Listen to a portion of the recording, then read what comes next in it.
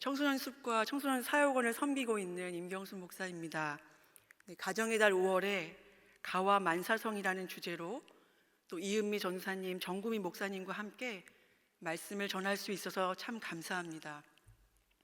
지난주에는 품에 안은 자라는 제하에 이은미 전사님께서 예수 그리스도의 삶을 본받아 다음 세대와 자녀 세대를 어떻게 품고 사랑해야 하는지를 말씀해 주셨습니다. 오늘은 함께 살아내는 자로서의 우리가 가족과 이웃과 공동체 구성원들 속에서 어떤 가치관과 시선, 삶의 방향성을 가지고 살아가야 할지 함께 생각해 보기를 원합니다. 하나님의 말씀 앞에서 나와 너, 우리, 그리고 세상과 하나님을 조금 더 깊이 이해하고 만나게 되는 행복한 시간이 되었으면 좋겠습니다. 제가 청소년 아이들 앞에서 설교할 때 저를 소개하는 특별한 소개 문구가 있습니다. 저는 저를 다음과 같이 소개합니다. 머리끝부터 발끝까지 흠도 없고 점도 없이 완벽한 하나님의 사랑 임경순입니다.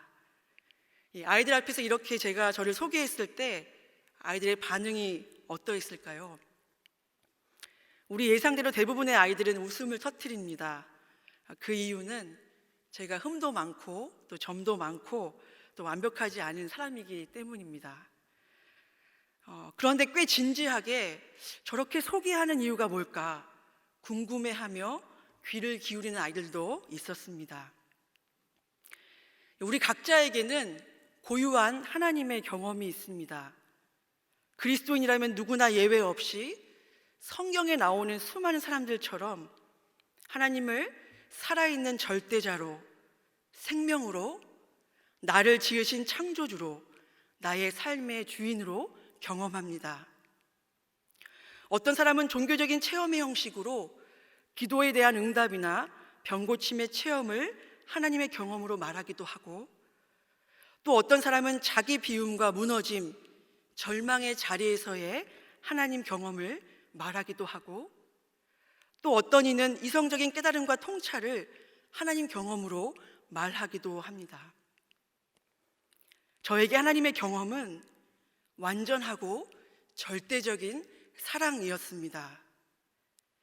자기 자신을 전부 내어주시는 창조주 하나님의 사랑 안에서 내가 얼마나 소중한 존재인지, 있는 모습 그대로 아름다운 존재인지를 깨달았고, 하나님이 누구시며 내가 누구인지, 또 나와 함께하는 이들과 세상을 어떻게 바라보고 인식해야 하는지 하나님의 사랑 안에서 그 길을 찾을 수 있었습니다. 그래서 저는 저를 소개할 때 머리끝부터 발끝까지 흠도 없고 점도 없이 완벽한 하나님의 사랑 임경순입니다라고 자신 있게 소개할 수 있습니다. 저에게 이러한 하나님의 경험은 생명이 생명을 만나고 존재가 존재를 만났을 때만 누리고 경험할 수 있는 충만한 기쁨과 만족, 사랑과 평화를 가져다 주었고, 더 이상 바랄 것이 없을 만큼 행복한 하나님 경험이었습니다. 여러분의 하나님의 경험은 무엇입니까? 잠깐 짧은 영상을 함께 보도록 하겠습니다. 네. 하나, 둘, 셋, 넷, 다섯. 네. 손가락. 반대쪽 손가락도. 하나, 둘, 셋, 넷, 다섯. 발가락이랑 발끝 확인할게요. 발가락. 하나, 둘, 셋, 넷, 다섯.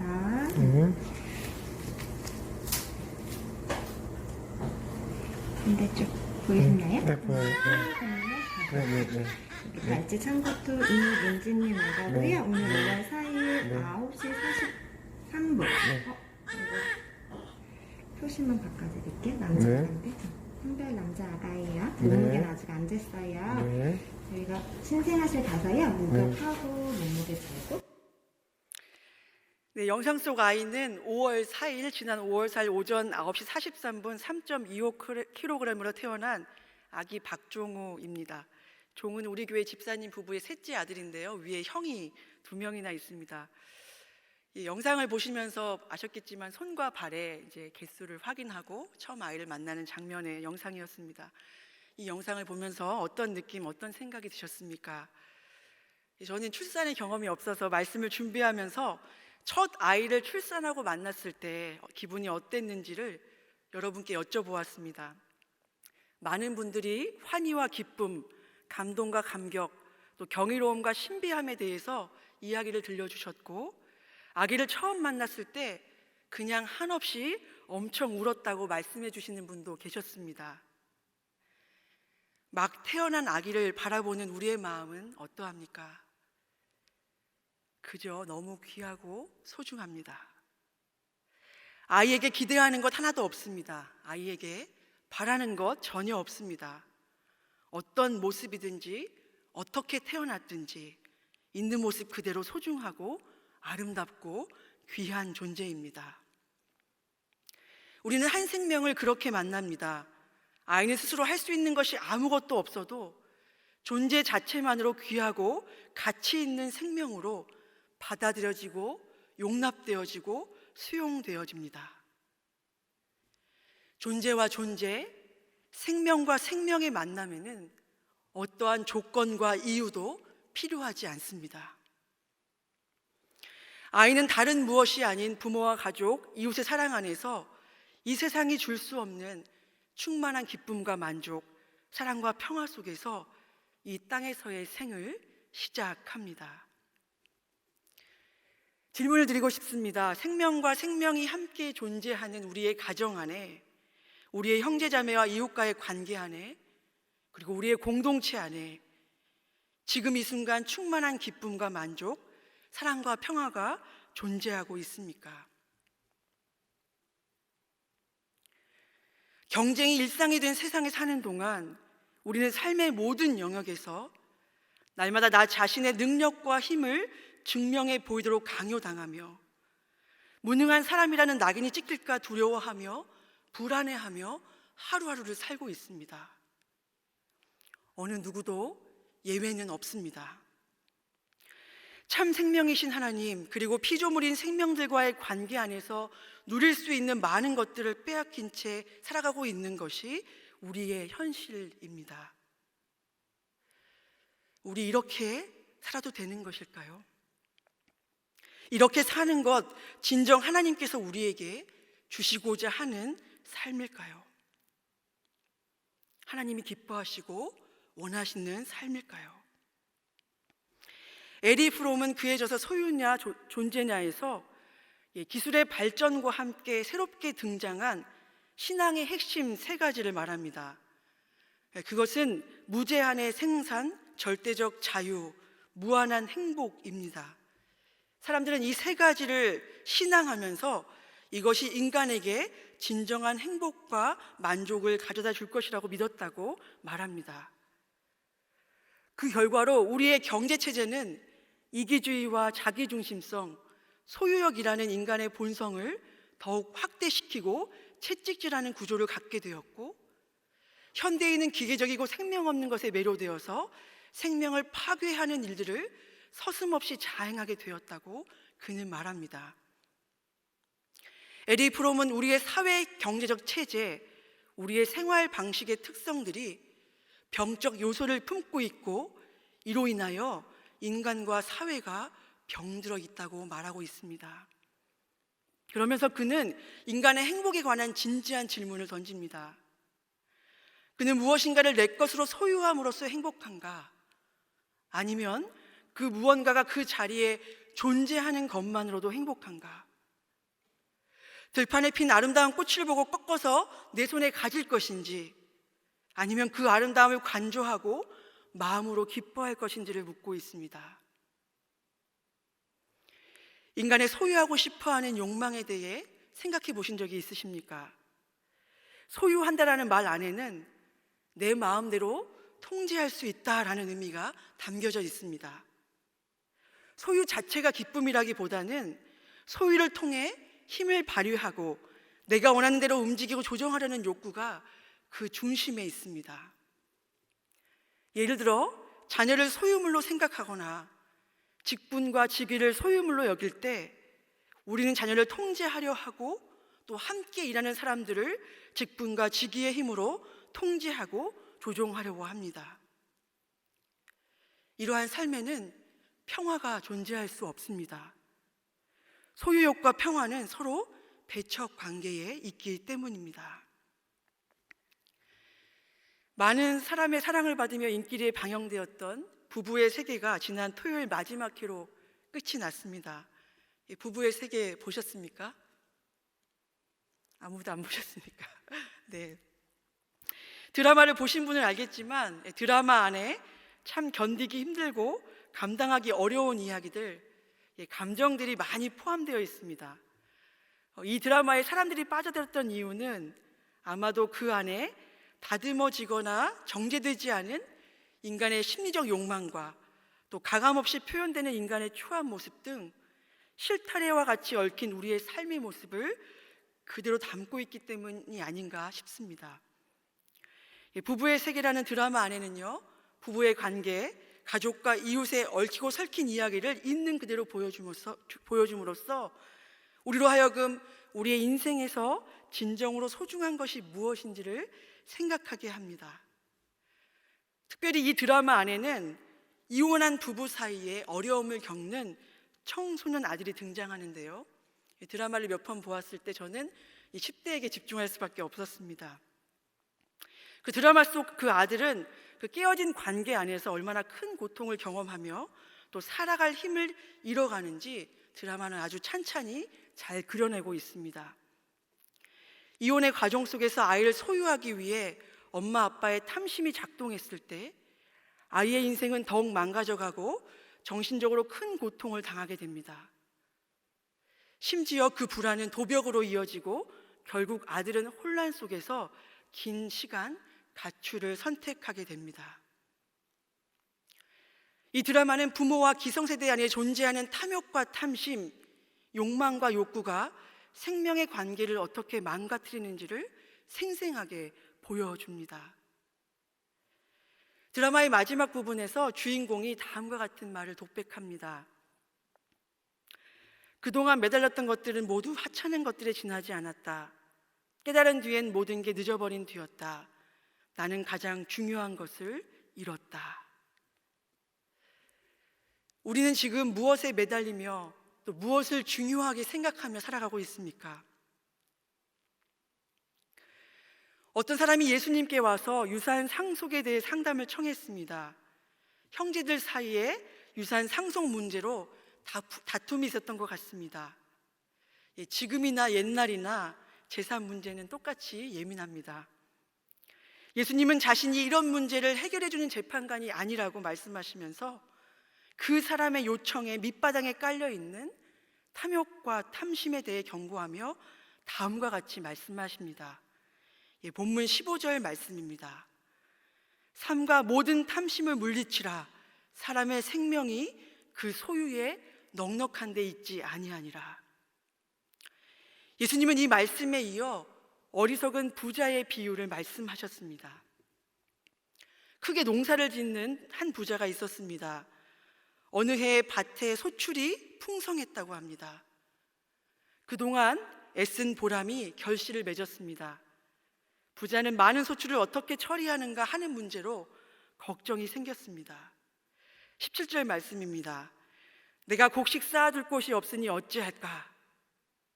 부자는 고민 끝에 곡간을 더 크게 짓고 그곳에 모든 곡식과 물질을 쌓아두기로 결정합니다. 그리고 이렇게 생각합니다. 19절 말씀입니다. 내 영혼아, 많은 재물을 쌓아두었으니 너는 이제 몇 년 동안 걱정할 것이 없다. 그러니 실컷 쉬고 먹고 마시며 즐기라. 예수님의 이야기가 이어집니다. 하나님은 부자에게 이렇게 말씀하셨다고 합니다. 어리석은 자여, 오늘 밤에 내 영혼을 도로 찾으리니 그러면 내 준비한 것이 누구의 것이 되겠느냐. 예수님은 이 비유를 통해 무엇을 말씀하고 계십니까? 이 비유의 마지막 구절 21절은 다음과 같습니다. 자기를 위하여 재물을 쌓아두고 하나님께 대하여 부유하지 못한 자가 이와 같으니라. 곳간을 더 크게 짓겠다는 부자의 생각은 결국 하나님께 부요하지 못한 것이라고 말씀합니다. 하나님께 부요하지 못한 것이 어리석음이다라고 말합니다.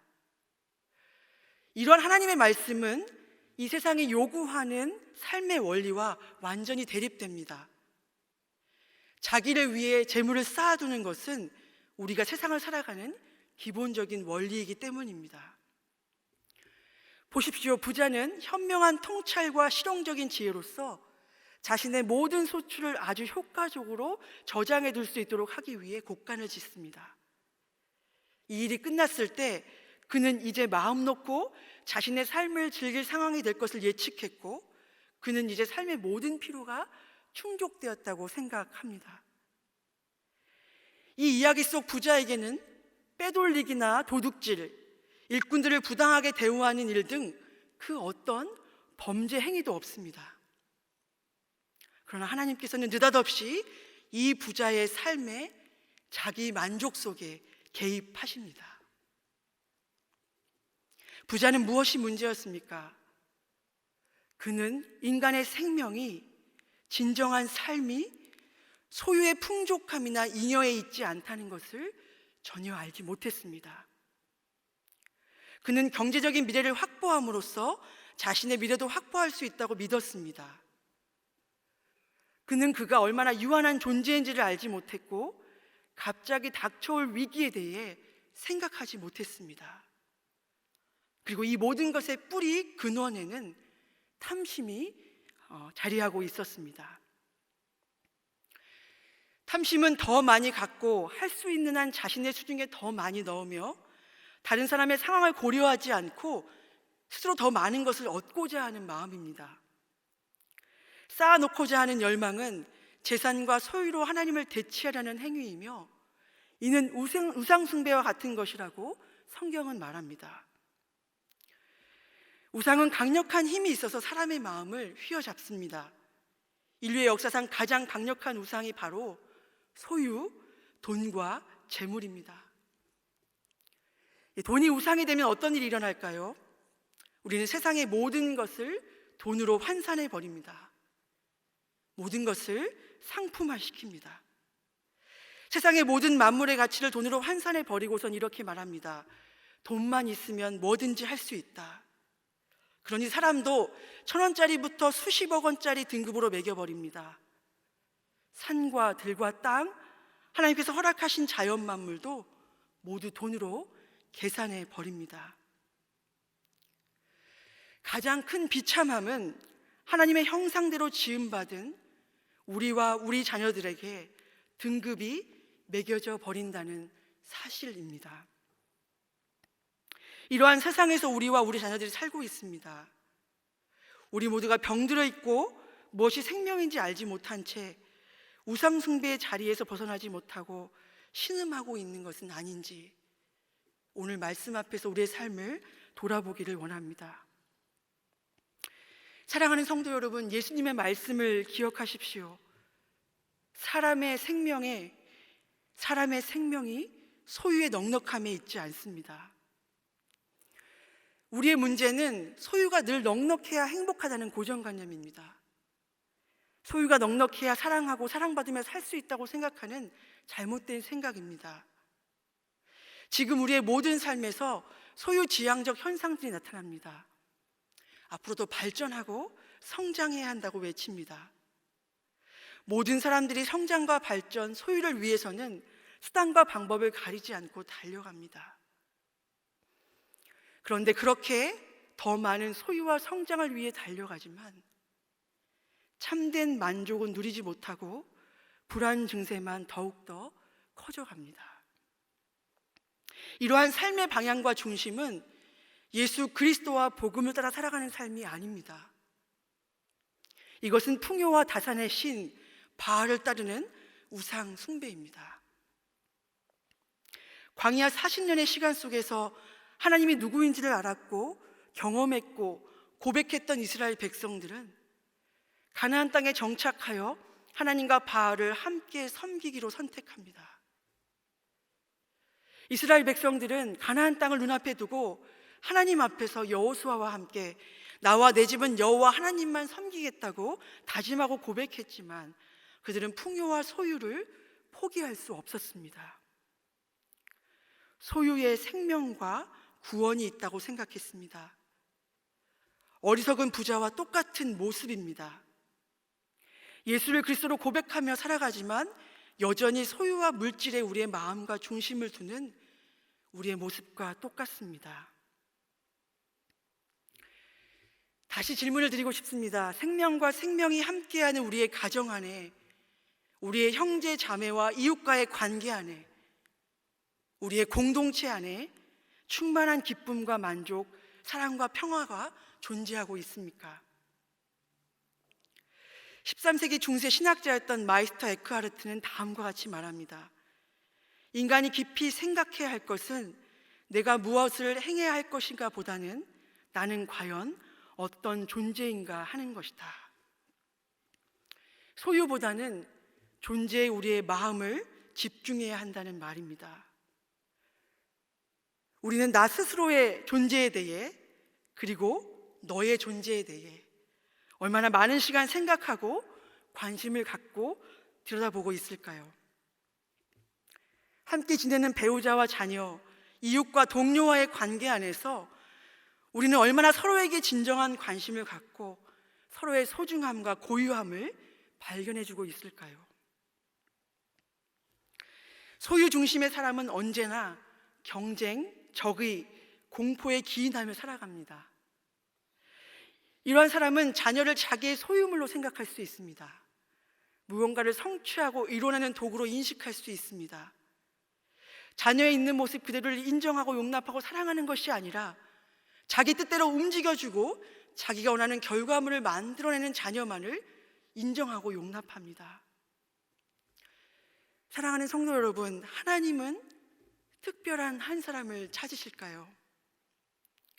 신앙적으로 경쟁에서 이긴 한 사람, 세상적으로 성공하여 하나님의 영광을 드러내는 한 사람이 필요하실까요? 아니요, 그렇지 않습니다. 하나님은 한 영혼 한 영혼, 연약하고 실패하고 잘 못하고 부족한 사람까지 포함하여 모든 사람을 사랑하시고 끌어안으시고 귀하게 여기시는 생명의 주인이십니다. 우리 아이들을 좀 사랑해 주십시오. 잘 못해도 있는 모습 그대로 사랑해 주십시오. 우리 모두가 그렇게 하나님께 용납받았고 하나님의 긍휼하심을 입고 하루하루를 살고 있음을 잊지 않았으면 좋겠습니다. 학교에서 흡연으로 문제를 일으키고 오토바이를 훔치고 학교 폭력 등의 일들에 연루되어 더 이상 학교에 다닐 수 없는 상황이 된 중학생 아이가 있었습니다. 부모의 요청으로 아이를 만났고 아이와 밥을 먹으며 이런저런 이야기를 나누게 되었습니다. 이야기를 나누는 중 부모님과의 관계에 대해 물었습니다. 아이는 울음을 터뜨리며 다음과 같이 말했습니다. 저는 한 번도 엄마가 저를 사랑한다고 느낀 적이 없습니다. 엄마는 나를 공부하는 기계로 생각하고 공부를 못하는 자신을 부끄러워한다고 그렇게 말했습니다. 부모가 아이를 사랑하지 않는 것일까요? 부모의 왜곡된 사랑이 아이의 생명을 공격하고 망가뜨려 버렸습니다. 사랑하는 성도 여러분, 우리가 부모로서, 배우자로서, 이웃으로서, 동료로서 할 수 있는 최선은 하나님께서 귀히 여기시는 한 사람을 언제나 늘 항상 있는 모습 그대로 받아주고 읽어주고 사랑해주는 일입니다. 사랑은 판단을 유보하는 것입니다. 아이의 모습이 조금 부족하고 마음에 들지 않아도 하나님의 주인 되심을 인정하며 자기만의 길을 찾도록 기다려주고 격려해주는 것, 이것이 살아있는 존재에게 할 수 있는 최선이며 전부입니다. 물질을 소유하듯 사람을 소유하는 우리의 탐심은 그 탐심으로 인하여서 내 마음대로 생명을 통제하고 조정하려는 그릇된 생각과 가치관이 우리의 가정과 공동체에 충만한 기쁨과 만족, 사랑과 평화를 빼앗아 간다는 것을 우리 모두가 잊지 않기를 간절히 소망합니다. 우리가 예수를 그리스도로 고백한다는 것은 우리의 생명과 우리의 삶이, 우리의 자녀의 생명과 삶이 소유에 있지 않고 주인 되신 하나님과 그분의 인도하심 아래에 있다는 것을 받아들이는 것입니다. 더 많은 것을 소유하고 더 많은 것을 얻어내기 위해 발버둥치는 것이 아니라 오히려 이 땅에 있는 모든 것들을 배설물로 여기고 존재와 존재, 생명과 생명 사이에 이미 주어진 하나님의 은총으로 만족하는 삶을 살아가는 사람들이 바로 그리스도인들입니다. 세상 모든 사람들이 소유에서 행복을 찾고 진정한 삶의 의미를 찾고 그것을 절대적인 것으로 여기는 세상 속에서 소유의 풍족함과 잉여에서 그러한 것들을 찾지 않겠다고 다짐한 사람들이 바로 우리 그리스도인들입니다. 사랑하는 여러분, 인간의 탐심은 모든 죄의 원천이라 할 만큼 무서운 힘을 가지고 있습니다. 욕심이 잉태한 즉 죄를 낳고 죄가 장성한 즉 사망을 낳는다는 야고보서의 말씀처럼 탐심은 모든 죄의 재료가 됩니다. 유혹이 왔을 때 탐심이 결합되면 죄의 결과로 낳게 되는 것입니다. 탐심은 그 시작의 기반이 오직 자기 자신입니다. 오로지 나 중심으로 모든 것을 판단하고 내 생각만 옳다는 생각 속에 탐심이 작동합니다. 탐심이 작동할 때 하나님은 함께 계실 수가 없습니다. 하지만 생명은 자기 자신을 철저히 죽일 때 비로소 움트게 됩니다. 쥐려고 하지 않고 소유하고자 하지 않고 통제하려고 하지 않고 지음받은 그 모습 그대로 각자의 고유성을 인정하며 함께 더불어 살아가는 것, 이렇게 선택하며 사는 것이 쉬운 일은 아니지만 이렇게 우리 안에서 탐심과 소유욕이 힘을 잃을 때 비로소 생명과 생명은 평화롭게 존재할 수 있습니다. 우리는 매일의 일상과 인간의 역사를 통해 인간의 탐심과 소유욕이 얼마나 많은 생명을 짓밟고 있는지를 알고 경험합니다. 인간의 탐심은 무한하며 소유하고자 욕망은 끝이 없습니다. 아마 죽음에 이르기 전까지 탐심과 소유욕에서 절대로 벗어날 수 없는 것이 우리 인간일지도 모르겠습니다.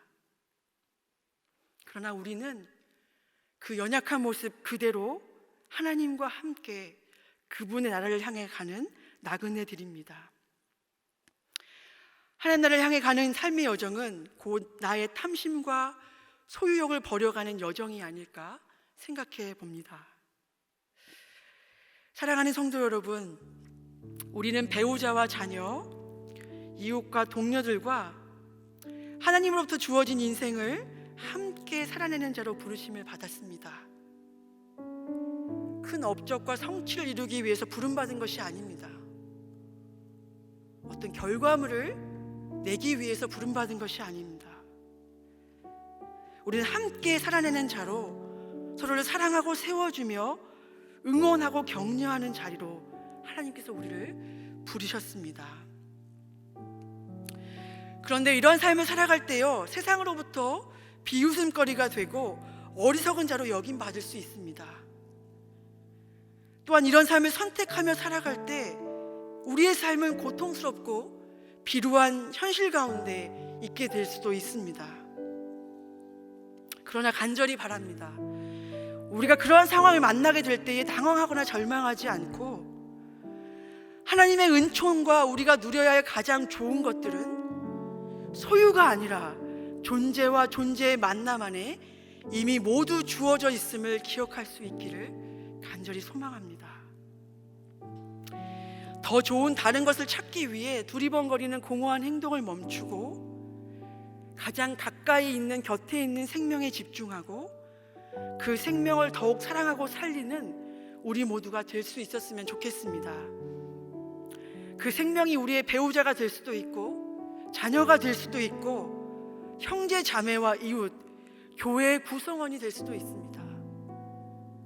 아니면 가난한 자, 누울 곳 없는 연약한 자가 될 수도 있습니다. 사랑하는 성도 여러분, 중요한 사람이 되려고, 사람에게 인정받으려고 너무 많이 애쓰지 마십시오. 우리는 이미 아무것도 하지 않아도 있는 모습 그대로 아름답고 소중한 사람들입니다. 우리가 먼저 이 사실을 깨닫고 함께 살아가는 우리의 자녀와 가족, 이웃과 동료들에게 당신은 사랑받기에 합당한 자라고 말해주고 격려해주고 위로해주는 우리 모두가 될 수 있기를 간절히 소망합니다. 나의 모습 이대로, 연약함 이대로 나를 사랑하시는 하나님, 하나님만이 나와 나의 자녀와 우리 가족과 우리 공동체의 주인 되심을 인정하며 고백합니다. 이기심과 자기중심성, 탐욕과 소유욕에서 벗어나 오직 주님의 날개 아래 거하며 임재 안에 거하며 하나님께 부요한 자로 사는 우리가 되게 하여 주옵소서. 생명을 생명으로 대하며 존귀히 여기며 하나님의 은총으로 주어진 사랑의 관계들을 아름답게 꽃피워가는 우리 되게 하여 주옵소서. 예수님의 이름으로 기도드립니다. 아멘.